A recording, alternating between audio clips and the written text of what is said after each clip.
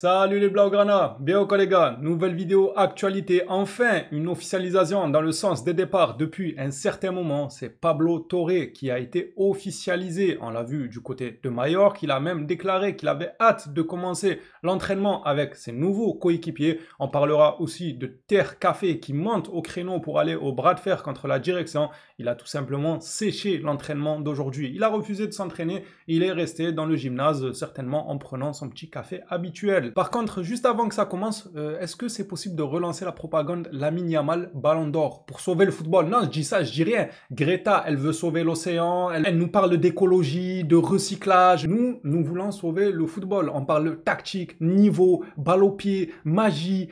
Euh, on peut le sauver le football ou c'est que l'environnement et l'écologie? On peut se battre pour les deux causes. Je suis pour évidemment l'écologie les gars, me faites pas passer pour un gars qui est pas pour. Non, je suis totalement pour, mais on peut défendre le football. Si on veut le sauver, c'est en donnant le ballon d'or à Lamine Yamal. Parce que la Coupe du Monde là, des clubs qui s'est terminée, sa finale à l'autre là, Dembouz, quand même, entre ça, la Ligue des Nations et toute la Ligue 1, faut le faire, franchement, faut le faire. Rajouter par-dessus tout, comme on le répète souvent, que si on l'enlève du Paris Saint-Germain, on ne verrait aucune différence. Le joueur qu'on mettra à sa place, il aurait fait la même saison en termes de stats ou de ce que vous voulez. Voilà, maintenant je me transforme en Eminem et je parle hyper vite. Bref, ceci dit, rentrons dans la vidéo actualité. Regardez-moi cette excellente nouvelle, même si bon, Pablo Torre, on aurait tous aimé le voir un peu plus évoluer sous les couleurs Blaugrana. Malheureusement, ce n'est pas le cas. Là où je dis c'est une bonne nouvelle, c'est pas parce que le joueur, on ne l'aimait pas, c'est faux. Franchement, il était apprécié par la plupart des supporters. La plupart disaient, on veut le voir encore un peu faire du joga bonito parce qu'il avait quelque chose, lui, dans les pieds, ce jeune.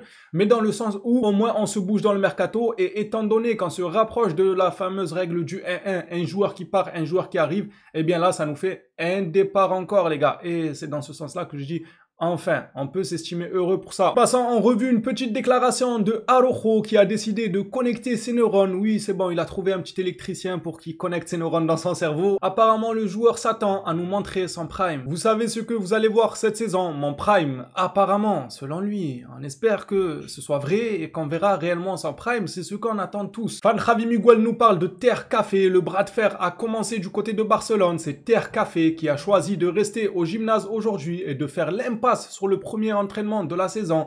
Cette saga risque de s'éterniser, mais une chose est sûre, le Barça cherche activement une issue pour lui. Il n'y a pas que le Barça qui cherche une issue pour Ter Stegen, car aux dernières nouvelles, l'agent lui-même du joueur est parti à la pêche aux nouvelles pour sécuriser un probable départ. Alors son agent, évidemment, il veut qu'il reste à Barcelone pour gratter l'argent, il lui reste encore 3 années pleines à faire. C'est pas rien en termes de salaire, sachant qu'il a l'un des plus gros salaires de Barcelone. Donc son agent veut qu'il reste à Barcelone, mais il essaye quand même de voir quelques pistes, histoire d'avoir quelque chose en secours, quoi. Si jamais il devait partir, hop, on a déjà négocié avec ce club les termes de ton arrivée, tout ça, le projet sportif, tu peux y aller directement. C'est ce qui se dit. L'agent est en train de travailler en amont. Cependant, moi, j'aimerais quand même m'arrêter sur cette déclaration pour vous donner mon avis dessus.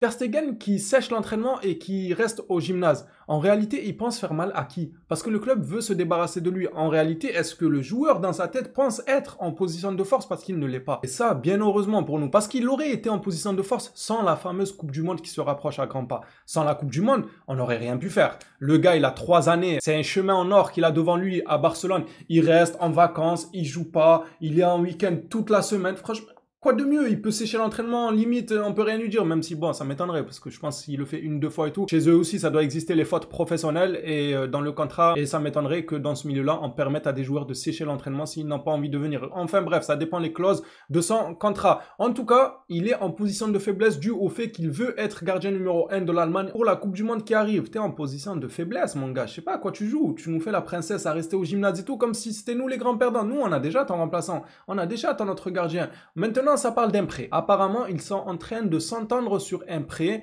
où le club qui récupérerait Terre Café prendrait en charge un pourcentage de son salaire. Probablement du 50-50 vis-à-vis du salaire. Ça a l'air plutôt intéressant, on va pas se mentir, franchement, sinon on se retrouverait bloqué avec ce dossier. Si on joue les deux à la tête dure, autant s'entendre, couper la poire en deux, qu'il aille dans un club en prêt, qu'on paye 50% de son salaire et que le club paye 50%. Regardez-le moi, celui-là, celui qui se prend pour Brad Pitt ou je sais pas qui là, qui joue le mannequin H24, Hector Ford.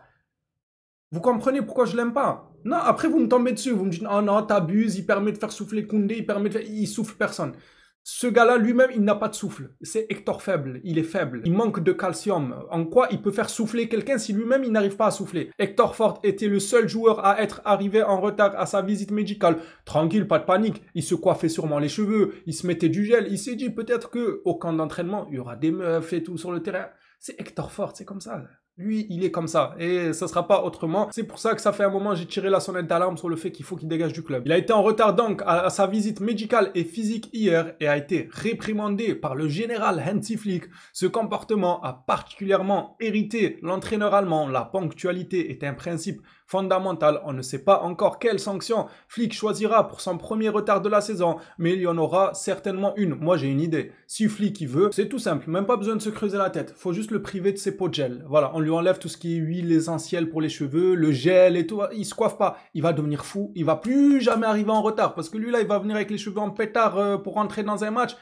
Les filles dans les tribunes, elles vont pas trop apprécier et lui, ça va toucher à son ego. Il est comme ça. Lui, il m'énerve. Il m'énerve. Du coup, enlevant lui ses crèmes pour les cheveux et vous allez voir, il va arriver 5 heures à l'avance. Il va s'entraîner la veille. Il va venir s'entraîner la veille au camp d'entraînement pour récupérer le droit sur ses pots de gel. Bref, passons à autre chose. C'est une information qui déçoit, mais venant de lui, moi, j'attends pas grand chose. Mundo Deportivo nous dit que le club a l'intention de renouveler le contrat de Ferran Torres qui expire en 2027. À votre tour de jouer concernant ce communiqué dans l'espace commentaire. Dites-moi, est-ce que vous êtes pour ou contre? C'est maintenant qu'il faut se mouiller et c'est un dossier pour moi très chaud et très sensible. Car d'un côté, on aura la team. Ah non, c'est trop tôt, il faut attendre de voir s'il nous refait une deuxième saison comme celle passée.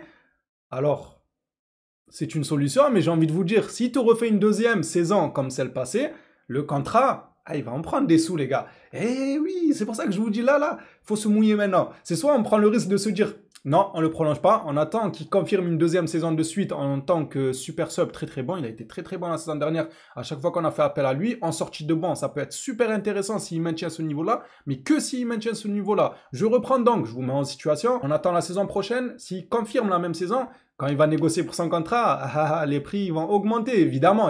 Il sort de 2 saisons intéressantes, tout ça. Il va demander un certain tarot. Maintenant, s'il prolonge de suite, il sort d'une saison acceptable, très bonne même. Tu peux le manœuvrer un peu plus facilement lors des négociations, lui dire, bon écoute, tu sors quand même d'une saison pleine. Les autres saisons, tu étais un fantôme sur le terrain, on te reconnaissait pas, tu étais méconnaissable. Il y a moyen de le faire prolonger pour un certain montant en termes de salaire. Là est le risque pour moi. Est-ce qu'on prend le risque de le prolonger maintenant à bas prix, probablement, ou attendre une autre saison et au risque qu'il confirme et qu'il coûte plus cher à la prolongation aux finances du club? À votre tour de jouer sur ce communiqué, dites-moi ce que vous en pensez. Personnellement, comme je vous ai dit, c'est une question compliquée, mais moi j'ai l'impression que ce joueur, il a quelque chose dans tous les cas. Et de toute façon, si vous remontez mes vidéos il y a 3 ans en arrière, quand tout le monde le critiquait, et moi-même je faisais partie de ceux qui le critiquaient, mais je vous disais tout le temps, vous allez voir, vous allez voir, vous allez voir. Il a quelque chose. Il n'est pas totalement nul comme on le voit sur le terrain, et c'était frustrant, parce que moi, je le savais. Au fond de moi, je l'avais dit dans plusieurs lives, je l'avais dit dans plusieurs vidéos. Tout le monde me disait, non, mais t'es fou de croire en lui, mais il est nul. Et après, je me dis, non, vous avez raison, les gars. En fait, je me suis trompé, il est nul. Mais non, je me suis pas trompé. La saison dernière, il nous a montré de quoi il était capable.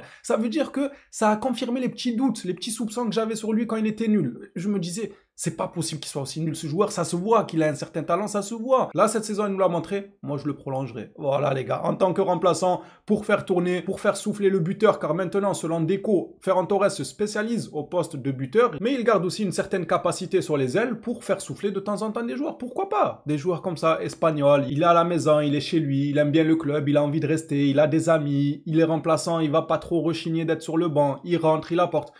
Pour moi, je vois pas un scandale en ça. Hâte de lire vos avis dans l'espace commentaire. Merci à tous pour votre soutien et surtout, prenez soin de vous, les Blaugrana.